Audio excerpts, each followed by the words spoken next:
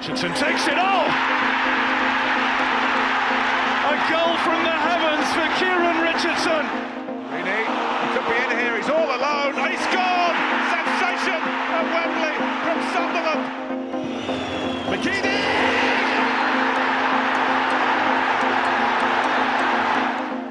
Phillips, good try! Brilliant!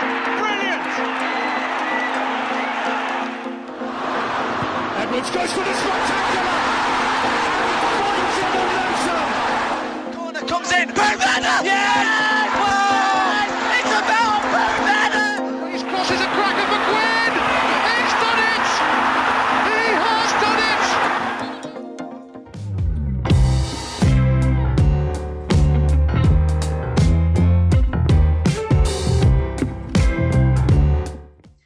Hello and welcome back to the What the Falk Sunderland preview podcast. The lads slipped to a third defeat of the season as Charlton took a 1-0 win away from the Stadium Light. However, we have just beat QPR on penalties in the Caraboa Cup, so we're obviously going to Europe there, but we'll probably do it again in Europe because we are going to be winning the Caraboa Cup, allegedly. However, in terms of the league form, Lee Johnson's men do have a chance to make amends this coming weekend by beating promotion rivals Rotherham United. And to discuss how difficult that could be is Matt from the New York pod. That's the New York pod. So good. I said it twice. How you doing, mate? You all right? No bad, thanks, you. Yeah, like I say, mate, I'm literally recording in the aftermath of the penalty win. So yeah, I'm flying. People listening to this are probably going to think I'm on something. I promise you I'm not. As I said, we're speaking in the aftermath of a midweek cup game, but as this league focused, I guess we'll start from the top before we look at your cup result. A hugely impressive 3-0 win over MK Dons on Saturday. That leaves you sitting in fifth, but you're just 3 points off top. How impressive were Rotherham on Saturday? Very, very impressive. We all know MK Dons like to play football. That's their method, their style. And we completely shut them down. They had one chance, maybe two. And one of them was from a set piece. So it was so impressive. With those type of games against, you're going away from home, you say, right, we'll take a point, come away, and you to beat them 3-0 and to convincingly beat them 3-0, we just shut them down. They tried to play football against us. Teams tend not to do well when they try to play football against us. We just press them high and get at them, and that's what they tried doing. We got in the faces. Their manager didn't like it. It's overly aggressive, physical, whatever. Well, it's a contact sport, and we will make. When we're not overly aggressive, we don't get loads of red cards. But we don't let people settle on the ball. I was hugely impressed, and maybe not surprised because I know we've got it in us. I know we can do that. But yeah, a good result, very, very good result, and even better performance, to be fair. Obviously, it's a massive result. I think someone mentioned that you were winning on Saturday in the aftermath of me getting frustrated, and I was like, all right, well, not unexpected. And I seen who you were playing, and I thought, well, fair enough, because let's be honest, there's not many teams that go to MK Dons and beat them, let alone batter them. On paper, and it's that easy for me to say because I don't watch your team every week, but that looks to me like your best result of the season. But why were you so much better than them outside of what you've already mentioned? Yeah, it's strange, isn't it? It's just one of those things where it wasn't our best performance. As stupid as it sounds, we drew 1-1 with Crewe a few weeks ago, and that was his best performance. We were unbelievable. Some football we played was sensational, but we didn't put the ball in back at net. We're starting to get everything's starting to click. We scored 3 goals with none of our strikers scoring goals, whereas in previous weeks, Smithy and Grigg, I'm sure we'll talk about, they've all been chipping in with goals. We've got the highest expected goals in the league. We've got the lowest shots conceded in the league. There's just everything that looks right about us at the minute. It took 5 or 6 games to probably get into the swing of it. We lost 4-2 to Fleetwood. And since we lost 4-2 to Fleetwood, we're 8 unbeaten. I think we've only conceded 2 goals in that time, scoring a load. We're just a tough team to play against, really tough team to play against. And that's what we've got to be. And we played Wickham last week and it was horrible. They're an ultra version of us. We're not that bad, but we do that to an extent. But we can play some fantastic football as well. We've sort of got the best of both worlds, in my opinion. And yeah, if we're on his day, we will make it difficult. We might not beat everybody in the league, but we'll make it difficult for everybody in this league. And it feels almost like Rotherham, and I don't know if this is totally outside looking in, and if I'm going to completely offend you, I might as well say sorry in advance, all right? But it feels like Rotherham are one of those teams that do come into League One, they've came down from the Championship a few times, as I'm sure you know. And people go, yeah, they'll do all right, but no one ever says, oh, they'll win the league, they'll go second. And yet quite often you do. Is it better for you to have like less pressure that way, that people think, oh, they'll be all right, they might get in around the playoffs, but they're not going to trouble the automatics? Because not everyone looks at Rotherham, do they? And yet you seem to do it a lot. Yeah, I think it's sort of good to fly under the radar. You look at other teams in the past. You look at teams like Leyton Orient and Shrewsbury, who we ended up beating in playoffs.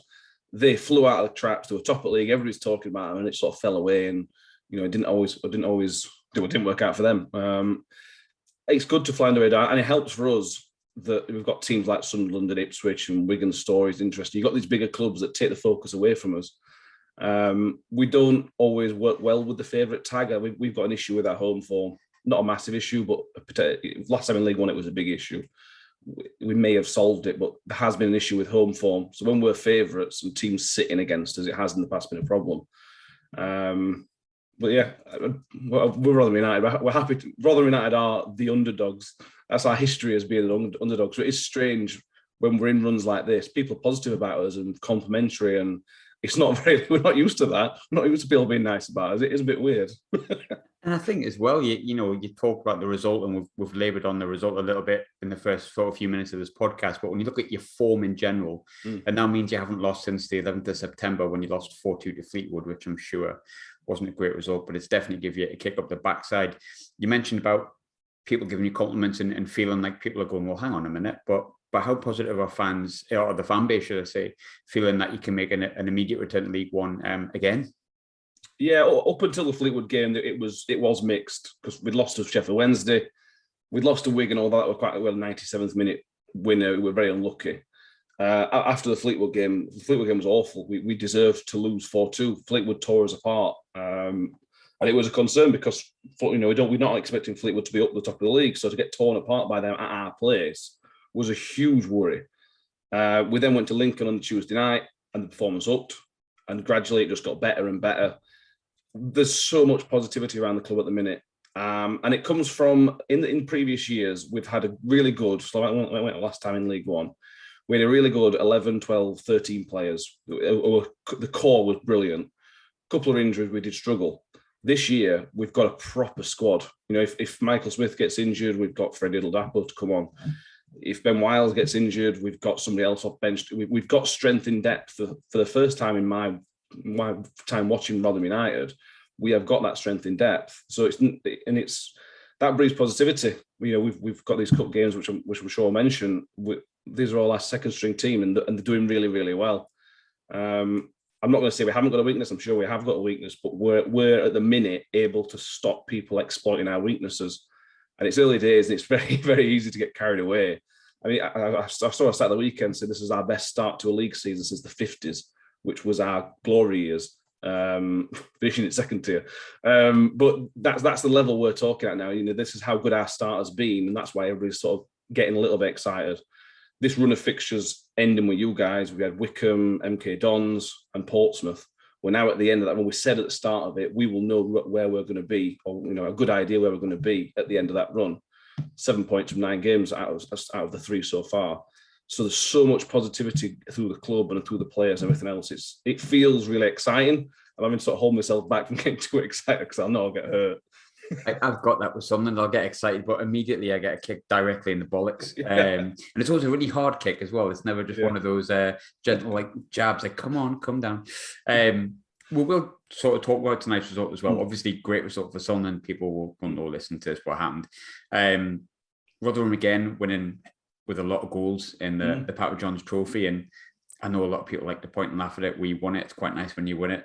Yeah. Quite nice when you go far. And it gives, I suppose it does give minutes to players. I've always talked it down, but a few people have been saying stuff about it. But tonight, 5-0 against Man City under 21s. We're never a fan of under 21 teams. No. I don't think anyone's for it. But if you're going to be anyone's under 21s, you want it to be Man City, and you want it to be by a lot of goals. Was the team you played tonight hugely changed, or was it just a couple of changes? Yeah, huge changes. I think there was probably only 2 players tonight that will start on Saturday. Freddie Ladapo will play because Grigg can't. And Richard Wood, who's just come back from a little knock. I think it was just getting minutes. We played a lot of youngsters, and Richard Wood, Mr. Experience, so I think he was in there to help. He came off for an hour or so. But the Papa Johns, I don't like the under-21. I'm sure nobody does, and covering all ground. But the competition itself, like I say, it's great for young players. We've must have 7 academy products on pitch tonight and still won 5-0. And we've beat Doncaster 6-0 and Scunny 4-0. It's been a good competition for us so far, really useful to us. That's all you can look for, really. If you get deep and go on to win it, we won it in '96. That's a legendary team for us. But all we can ask for is to get minutes on the pitch. If we go deep, fantastic. But it's really exciting that we've managed to beat these teams with definitely not our first team squad. 100% definitely not what we'll see on Saturday, the starting lineup. Of course, that adds into the positivity that you have as well. Because I mean, we beat Man United under 21s, and we beat Lincoln with our young players, shall we say. I wouldn't say academy, but very young. Well, mainly academy, actually, yes. And that bred the positivity that was going through Sunderland, because we thought, well, if you can beat a good Lincoln team that's got 7 or 8 first teamers out, Man United on, they're under 23 team in the same way that we talk about Man City. Does that breed positivity even more? Because you think, well, even if we have an injury crisis, we've got a good set of youngsters here that could potentially step in. Does that just add to the positivity around Rotherham? Absolutely, yeah, exactly. It adds to the short-term positivity and the long-term positivity. We've never been a club that's had academy products, and we're starting to get them, and this has given them extra minutes. And it's always nice to win games. Like we won 6-0, 4-0, and 5-0 in the 3 Papa John's Trophy games. If you're going to win games, that's how you do it. You get goals, you don't concede many. Sorry, 4-1 to Scunthorpe, sorry. It's just, you've got to use every game you can, even if it's behind closed door games in film match. I'm sure winning that game breeds confidence. It's all about winning, as Sunderland know with their League Cup run. Those wins are only positives because you wouldn't get in that mentality that, right, we're going to win these games, and it can only breed positivity from my point of view. Yeah, it can be huge. I mean, obviously Saturday for us was really disappointing, but everyone will hear that the buzz I've got because we've just won on penalties in a competition that, in all seriousness, we're not likely to win. I hope that bites me in the arse and we do, but we do have Chelsea and Arsenal to get past potentially. So one thing I find quite interesting about Rotherham, managers don't tend to stick around very long. When I was young, it was a little bit different. We had Peter Reid for 7 years. Since then, it's fair to say we've had 1 or 2 managers. Paul Warne's been there it'll be coming up 6 years, I think. Now, football can be a very short-term business. It can change a little bit the lower you go down the leagues. But even in League One, you'll tend to find the clubs have a plan. They want to be in a certain place at a certain time. Rotherham have been up, they've been down, they've been up, they've been down. You've stuck with Paul Warne nonetheless. What are the benefits of staying with the likes of Paul Warne, and how do you feel about him currently at the moment and what he brings to the club? Yeah, all I can say about Paul Warne to start with is he's a legend. He's a Rotherham legend, 200 plus games as a player. As a player, a fitness coach and a manager, he's got a combined 6 promotions with the club. So, he's a record breaker in that sense. If he goes up again, he'll be the most promotions as a manager ever, which we're all very hopeful for. The benefits of sticking with him is what we're seeing now. If we'd have changed our manager in summer, which he talked himself, he might have left in the summer, just for a break from the game. If we'd have brought in a new manager, we'd have seen massive changes. You'd be talking 10 to 15 signings probably, because a new manager would rightly want to bring in his own players to his own style. And we've not seen that. We lost Matt Crooks to Middlesbrough, and the only other player was Matt Alasunde, who went to Preston, who didn't end up playing for the last 15 games last season. So we haven't actually lost anybody, we other than loanees as well.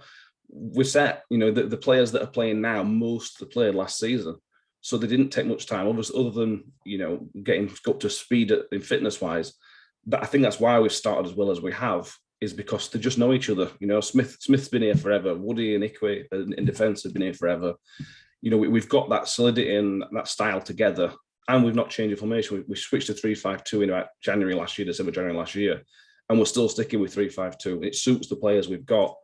There's a clear plan and, idea under Warne to get youngish players in, hungry players who want to play football, and then improve them. If it means moving them on, like we've done with Matt Crooks and Will Volks and Semi Ajayi, fantastic for them. We get the money, they've improved their careers and earning a load more money. Win-win. If they're successful, we're successful. That's the idea behind it. I think last season, we could talk about last season for about a month. We were in certain circumstances with COVID and other things which cost us. Yeah, we didn't manage our situation as well as we could have done, but there were, other things that hurt us as well. And I think that's helped bring the players together because of how harshly we felt we were dealt with last year. It can only bring the players together. They look like such a strong group. They were always together. When Dan Barlaser made a mistake against Portsmouth, straight away everybody around him rallying, and then 2 minutes later we were almost 4-1 up. It's that type of group that we've got together. And Paul Warne, he's just a great guy. He's a good human being, as to use his phrase. I feel very lucky to have him. I love him. I think he's a legend of the club. And the longer he stays with us, the better position I think we'll be in. Would it be a case of devil's advocate, say you don't go up this season, would his job still be relatively safe because of he's standing in the with the fans? It depends. If we got to playoff final and lost, for example, or semi-final, or just missed out on playoffs, I think it probably would.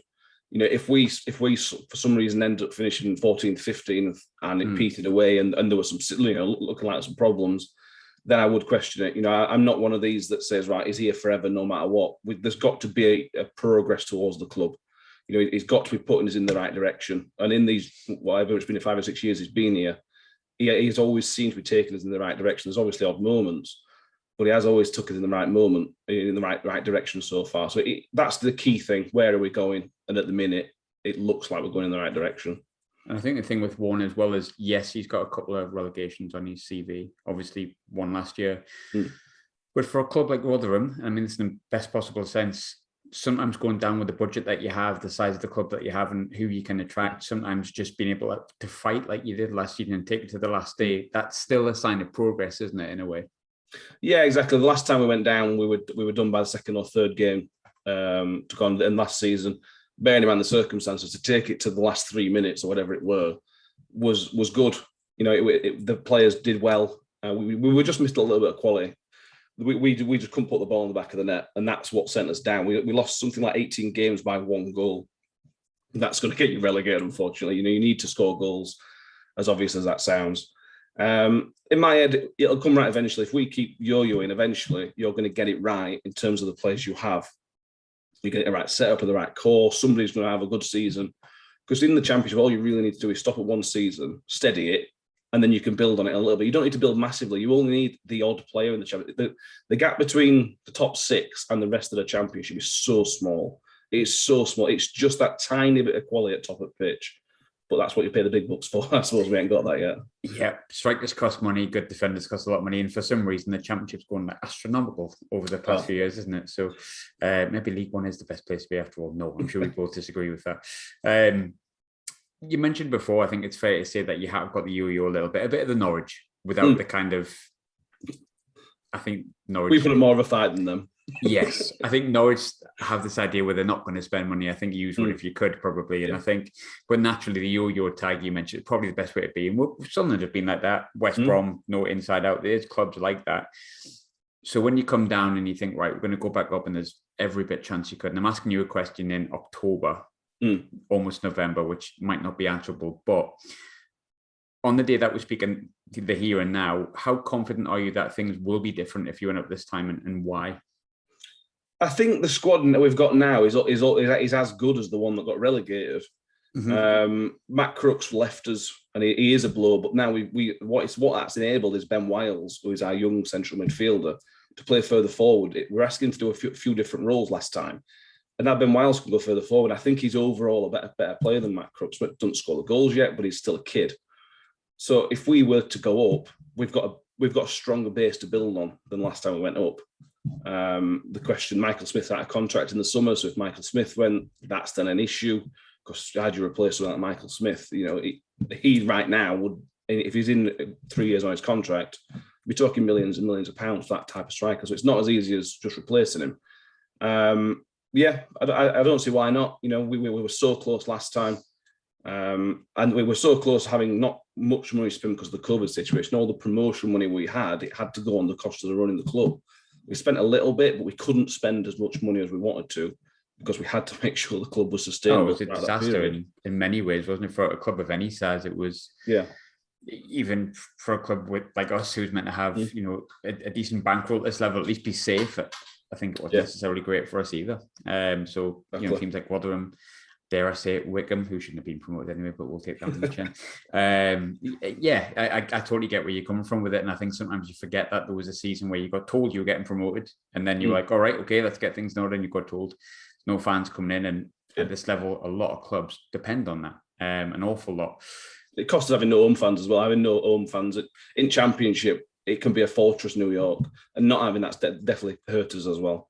And it's a close ground for a lot of people to get to as well. And I always say this, we've moved our away fans up to the top in the gods when I was younger, which makes me feel terribly old now. They used to be next to us. Nice to think the atmosphere was slightly better when you had a lot of away fans and a lot of home fans. And you obviously would get your big followings would come up in the Championship and stuff like that. And it aids to a good atmosphere. And yeah, definitely. 100%. I think we all seen what last season was like with no fans in it. It was awful. Yeah, that's trying to think of the best word, but it's the best word I could use. One of the players that are here, you can probably see where I'm going to go here, because if we're talking about strikers, you can see which avenue I'm going to go down. But first and foremost, obviously, I'm fully aware that Daniel Barlas, a good player, Newcastle through and through. So I'm looking through your strikers and I'm thinking, right, okay, Michael Smith doing really, really well. 9 goals, a few assists there as well. He's been there a couple of seasons and doing really well. Then I noticed his place of birth was Wallsend. Are we coming up against 2 mags that died in the World Black and Whites on Saturday? Yes. Yeah. Michael Smith Fabulous. has got a bet with our assistant manager. If he gets 25 goals, he'll get an Alan Shearer shirt that our assistant manager got off Alan Shearer. So that's the type of player you're coming up against. I hope he has an absolute stinker. And if you are listening, Sunderland fans, and going on Saturday, give him hell. But he's doing quite well, isn't he? He's had a good start this season, a very good start. Very, very good start. We signed him, 3-4 years ago, something like that. From Bury. He was on the bench at Bury. Weird career. He's had a weird career. Started very Darlington, weird. Charlton, Leinster, Stanley, Pompey. Newport. Yeah. He's been everywhere, hasn't he? Pretty much. Yes. He's settled at Rotherham for the past 3-4 years. He looks a different player. When we signed him, his first touch was bang average. He was a target man. That was it. He couldn't do much else. Now he can do everything. He can do almost everything. Apart from pace, which he can't learn that.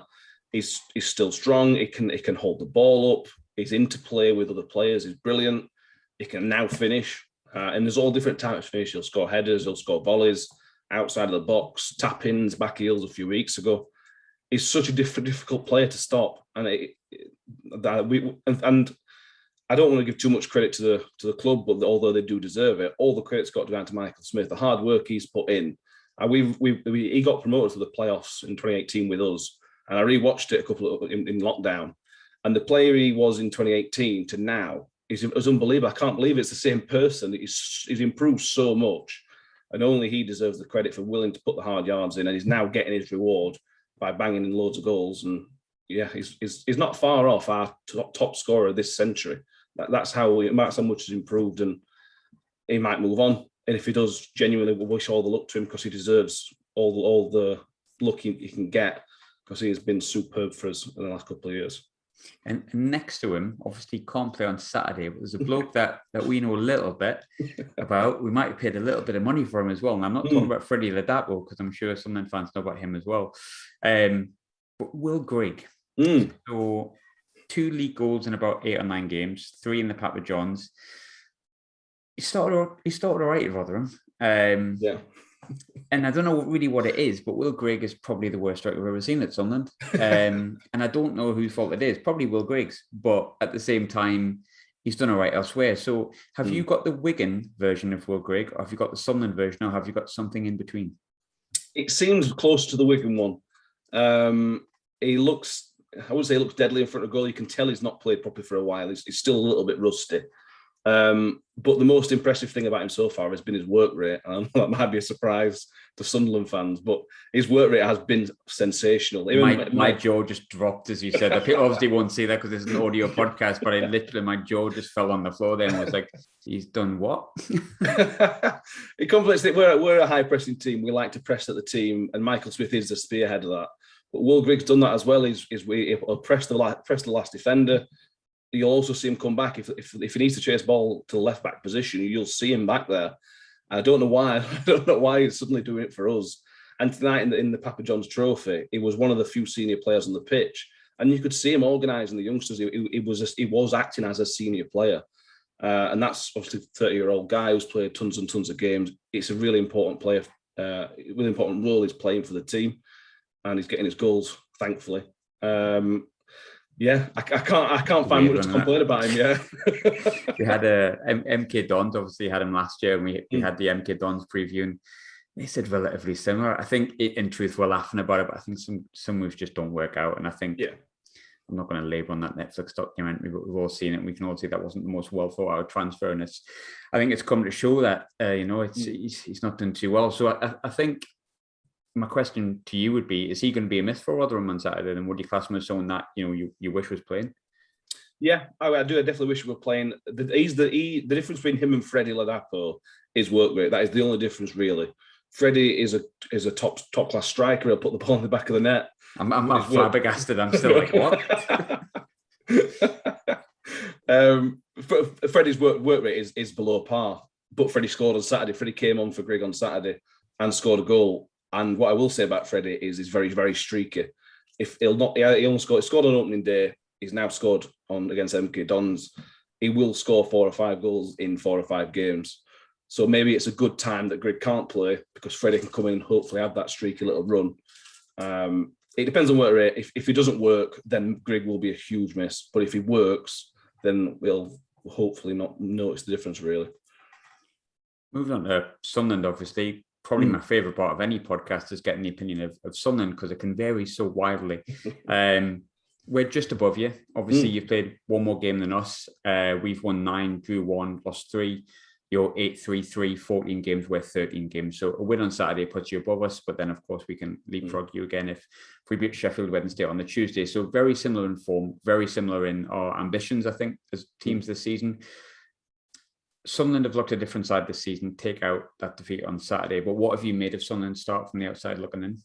Very impressed. Very, very impressed. I said the same with Wigan at the start of the season. I think the recruitment has been decent for both of you. I said about Ipswich, but we'll ignore that. Too many. You're not spending like say £3 million on just one striker, or you're not just getting people in from the Championship because they played in the Championship. There seems a lot more joined up thinking. Wigan seem to have learned from your mistakes, and so obviously you're learning from your mistakes as well. That you've got to get League One players in. That the way to get out of League One is to get League One players in. You're all right, get a bit of experience from above, but you need to have that core of people who know the league and know how to try and get out of the league. And that's a concern for me. If Sunderland can get the right players in, Sunderland can attract anybody in League One. Let's be fair about it. They can attract literally anybody. So if the recruitment's right, there's no real excuse for not getting promoted because you should be able to attract the best players, and you can attract the best players. I know other clubs are throwing more money around probably now, but it's a good place to be. It seems like a good time to be at Sunderland, which is a concern for us. This league's as competitive as it's been in a while. So you've been down for a few years. We've been in League One a lot. It's a ridiculously competitive league this year, and Sunderland are right up there as one of the concerns for me as promotion contenders. We've spoke about your strikers. I think a few people, when I've asked this question, have mentioned Ross Stewart, but obviously always interested to see which players from the outside looking in have impressed you as well. Ross Stewart is the one with the goals, but is anyone outside of Ross that you've looked at and thought, well, he could cause a few problems on Saturday? There isn't any in particular. I'm just impressed with it just seems you've got a solid team. You talk about Lee Johnson as well. Again, somebody else who knows the league. I know he didn't get promoted with Barnsley, but he was a massive reason he got Barnsley promoted. He's the right man at the right time. It's what you tend to see with people like these. They'll bring in players who I'd never heard of Ross Stewart before this season, and they'll get these type of players in who you think, oh, I've never heard of him before, but then they do really, really well. It just seems a bit of a perfect storm. It might not be. We might be 9th and 10th buddies in May, yes. But it seems right now that we're two from other clubs should be scared of teams like us at the minute, and that's how it sort of feels. It should be at the minute anyway.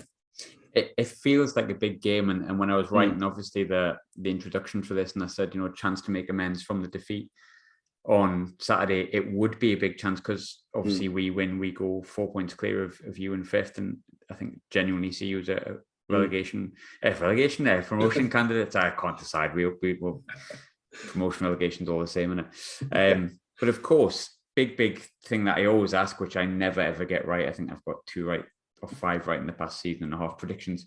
Yeah. I'm not going to predict the Sunderland win because I've done it a few times this season when I felt like we're going to win and I've gotten it wrong. And it's only been the twice, I think, Portsmouth and Charlton. I think it'll be a good game, but I can't see either team winning. I think it's a tough game for both of us, and I think there's a potential that it could be tough and ultimately very boring because we cancel each other out. So I'm going to take a 1-1. You took the words right out of my mouth. Yeah, I'm gonna go. I'll go 1-1 as well. Yeah, our home form's patchy, as I mentioned earlier. This is probably. I know we have got a local derby for Wednesday. Other than that, this is the biggest game of the season, as I'm sure Sunderland is for everybody. But to take into account the promotion picture as well, this is a blockbuster game, really. You know, we've got a full house. Two teams are in a good little bit of form. I know you lost last game, but still in a good run of form. We don't concede many, which is a positive for us. But but our home form again is a massive concern to me. I would take a 1-1. I said that against Portsmouth and we beat them 4-1 though. So again, my predictions have been horrendous this season as well. I think I would take a 1-1, which is maybe seen as a negative. So forgive me, Sunderland fans, if you think that is. But I think I would take a 1-1 as long as we beat Sheffield on the Tuesday. I think I'll definitely take that. But But Matt, great to speak. Great for you to join me. People, I'm sure, will always be interested to hear the Rotherham viewpoint after the game as well. Hopefully, you'll join us on Saturday. But if not, in terms of your podcast, where can people find your stuff? So we're on Twitter, Facebook, RUFC_pod on Twitter, New York Talk on YouTube. We're on iTunes, Spotify, wherever you can find some podcasts. Our preview show will be out before the weekend and we'll review it on the Monday. So you'll be able to find it if you fancy listening to us. Perfect. Matt, thanks very much. And thanks for listening, and subscribe and that if you want. It's all right if you don't.